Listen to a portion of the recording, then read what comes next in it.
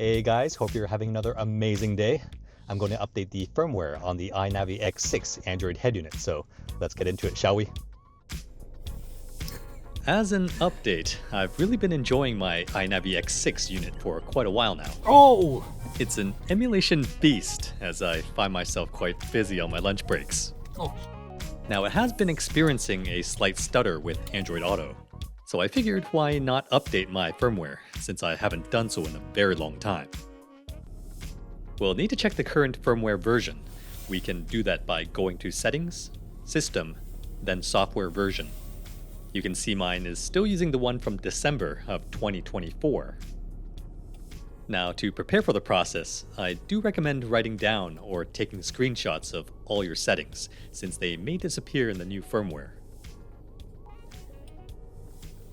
AINAVI does have a screenshot button on the top navigation bar.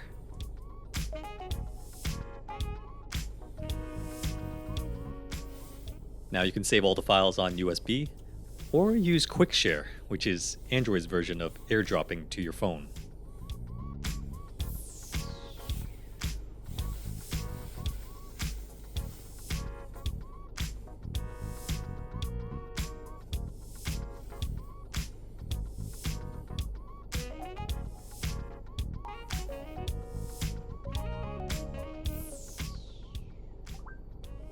To do this, you may have to disable Z-Link from auto-connecting Android Auto. Go to Z-Link settings, then turn off background connection. This will let you connect to Bluetooth separately.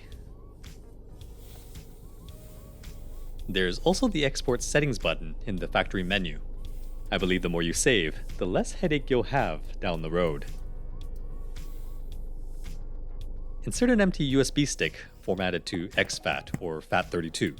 And if you don't know what I mean, just keep watching later in the video. Finally, hit that export settings button and play the waiting game.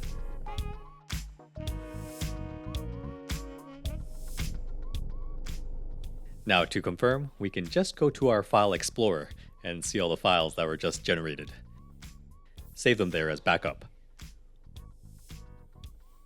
Now if you guys have the 360-degree view camera system, let's not forget to copy out the settings, like how I did last time in my H5 H6 video. Go to Settings, Calibrate. Then hit Export Settings Parameters to UDisk. Choose our USB storage.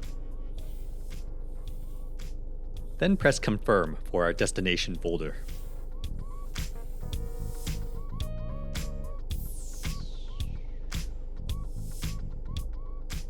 Now to verify, let's go back to our File Explorer app. And you'll see the folder we just created with the backup config for our 360-degree view camera system.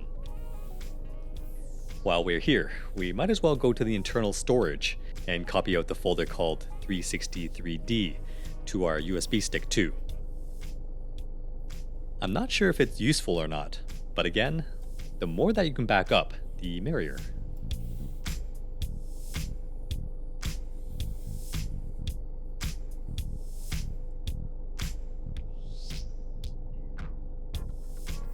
Now we might want to copy out all our screenshots too, if you saved them to disk earlier.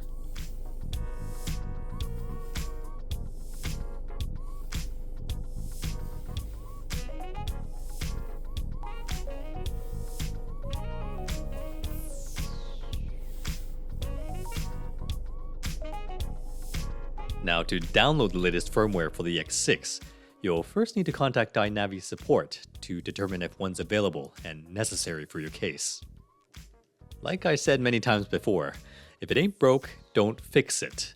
You can seriously brick your head unit if you don't know what you're getting into. You'll need to format an empty USB stick into a FAT32 or exFAT file system to have it properly read by the AINAVI unit. On Windows, you can right-click on the USB drive, Format, under File System, select exFAT.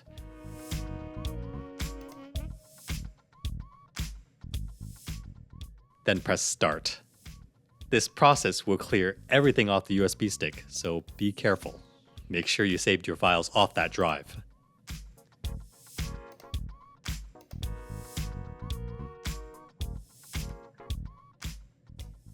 Now we'll take the zip file that AINAVI has given us. Double click to open it. Click deeper into the folder until you see these two items.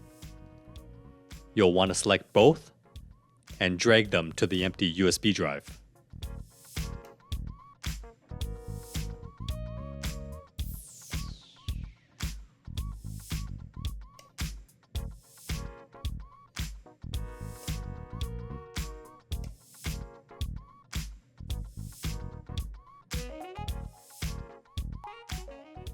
After it's finished copying, you should now only have these two items on the drive.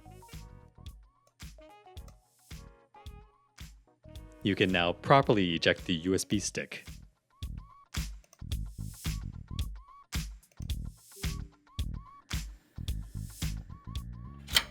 Back in the car, make sure you have your engine running, as we don't want the Android head unit to turn off prematurely at any point. So all we need to do now to get it started is to insert the USB drive. And the X6 will automatically detect the new firmware files and start the process. Tap the big upgrade button to continue, then press OK to apply the update. Once it starts going, I advise not to touch anything until it completes.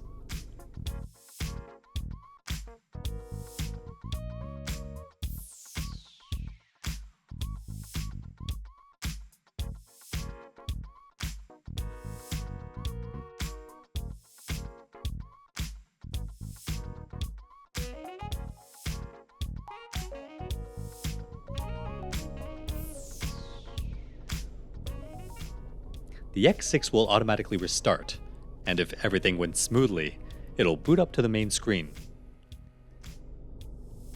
I'm not sure why it uses snapshot as a boot up image, but I'll fix it later. We also now have a standard Android logo animation too.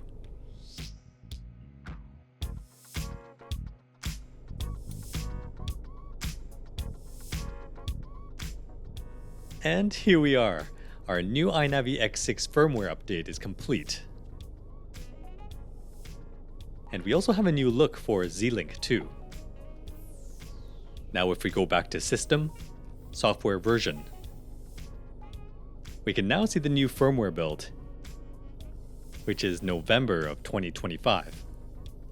And just skimming through all the menus, I can see there's quite a few changes, namely better labeling of menu items, which was badly needed. A quick check to see all my previous settings have been untouched, which is fantastic.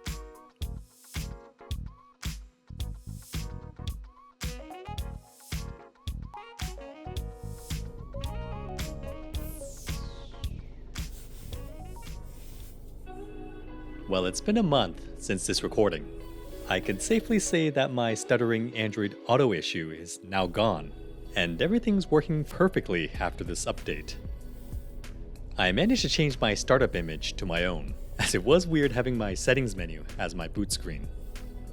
I also managed to change the logo animation. I created a blank TS video file, which is less than a second long, as I hope to speed up the boot times even more. I'll share it in the description box of this video. Again guys, with firmware updates, please proceed at your own risk. Don't upgrade unless you have to. If you like this video, hit that like button. Comment below, I'd love to hear from you. If you enjoy my content, please consider subscribing to this humble YouTube channel, as it helps me create more content like this for you guys. Alright, cheers!